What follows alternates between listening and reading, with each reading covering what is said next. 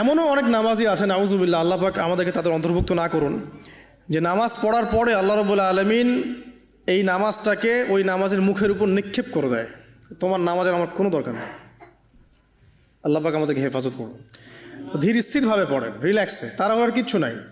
ওমা খালাকতুল জিন্না ওয়াল ইনসা ইল্লা লিয়াবুদুন, শুধুমাত্র আল্লাহর ইবাদত করার জন্যই তো পৃথিবীতে এসেছি। হোক না দোকানটা 5টা মিনিট পরে খুললে কি হবে? হ্যাঁ, জমিতে যান, জমিতে আধা ঘন্টা পরে গেলে কি হবে?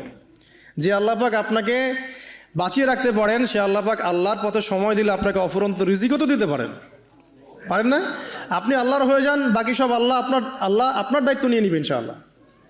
আপনি নিজে আল্লাহর হয়ে যান, আপনার সব কিছু দায়িত্ব কে নিয়ে নেবে? আল্লাহ নিয়ে নেবে।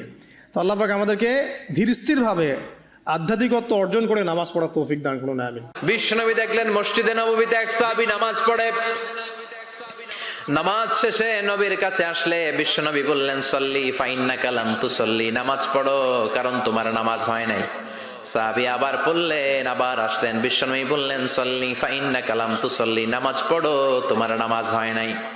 সাহাবী আবার নামাজ পড়ে আবার নবীর কাছে আসলেন, বিশ্বনবী বললেন, সল্লি ফাইন্নাকা লাম তুসল্লি, নামাজ পড়ো নামাজ হয় নাই। এবার সাহাবী এসে বলে, ও নবী 3বার পড়লাম, নামাজ আমার হয় না, এর চেয়ে ভালো নামাজ আমি পড়তে জানি না। ইবাদতের মধ্যে নামাজের অধ্যায় যেমন সবচেয়ে বড়, তদ্রূপ নামাজের মাসআলা মাসাইলের পরিমাণও সবচেয়ে বেশি। নামাজের আগে পবিত্রতা, নামাজের ভিতরে কেরাত সংক্রান্ত ভুল, রাকাত সংক্রান্ত ভুল, মানে মাসআলার কোনো শেষ নাই।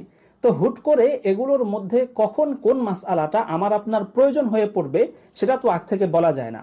কিন্তু যখন প্রয়োজন হবে তখন দেখা যাবে সেটা সমাধান নিজেও বের করতে পারতেছি না, তাৎক্ষণিক কোনো আলেমকেও জিজ্ঞেস করার জন্য খুঁজে পাচ্ছি না। এই যে এত রকম সমস্যা, সবগুলো সমাধান হয়ে যাবে যদি 4 খণ্ডের এই নামাজ বিশ্বকোষ আপনার সংগ্রহে থাকে। বিশ্বকোষ মানে তো বিশ্বকোষ, নামাজ সংক্রান্ত যত রকম খুঁটিনাটি নিয়ম কানুন, মাসআলা মাসাইল যা কিছু আছে সব এই 4 খণ্ডের বিশ্বকোষে আছে। এবং এত সুন্দর সিস্টেম করে পুরো বইটা সাজানো হয়েছে যে সূচিপত্র দেখেই আপনার ঠিক যেই মাসআলাটা প্রয়োজন সেটা আপনি এই 1000 পৃষ্ঠার ভেতর থেকেও সহজেই বের করতে পারবেন। এই বইটা কে রচনা করেছেন সেটা জানলে আপনি বিশ্বকোষটি সংগ্রহ করতে নিঃসন্দেহে আরো বেশি আগ্রহী হবেন। এই নামাজ বিশ্বকোষের রচয়িতা মুফতি ইনামুল হক কাসেমি, যিনি একজন বাংলাদেশী হয়েও পাকিস্তানের বিশ্ববিখ্যাত বিদ্যাপীঠ জামিয়া ইসলামিয়া বানুরি টাউনে অধ্যাপক হিসাবে নিযুক্ত রয়েছেন।